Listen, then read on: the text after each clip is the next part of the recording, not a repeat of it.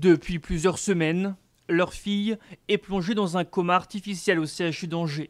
Prise d'une forte fièvre et de convulsions début mai, Ayana souffre de graves séquelles neurologiques. Son état étant jugé irréversible, les médecins avaient prévu de cesser les soins ce lundi. Mais ses parents affirment qu'ils se sont toujours opposés à cette décision. Je ne veux pas que ma fille soit débranchée, mais je ne veux pas la voir souffrir non plus. Donc du coup, je me sens prise au piège par les décisions en fait. Jusqu'à présent, ma fille s'est toujours battue et je crois en elle et je pense qu'elle se battra encore. Un choix qui ne s'appuie pas sur une conviction religieuse, mais sur la volonté de garder leur enfant à tout prix.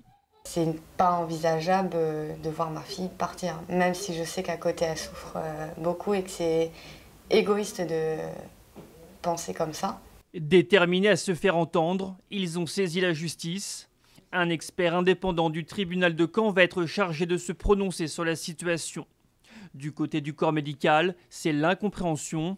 On affirme au contraire que les parents ont toujours donné leur accord pour l'arrêt de l'assistance respiratoire. Les parents n'ont pas exprimé leur désaccord face au protocole de soins qu'on proposait, face à l'extubation. Ils étaient aussi d'accord avec le fait que leur petite fille ne pouvait pas souffrir inutilement de manière prolongée.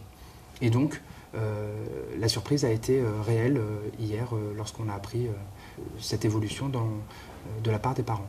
Au-delà de ce bras de fer, les parents veulent aussi savoir ce qui est arrivé à leur fille.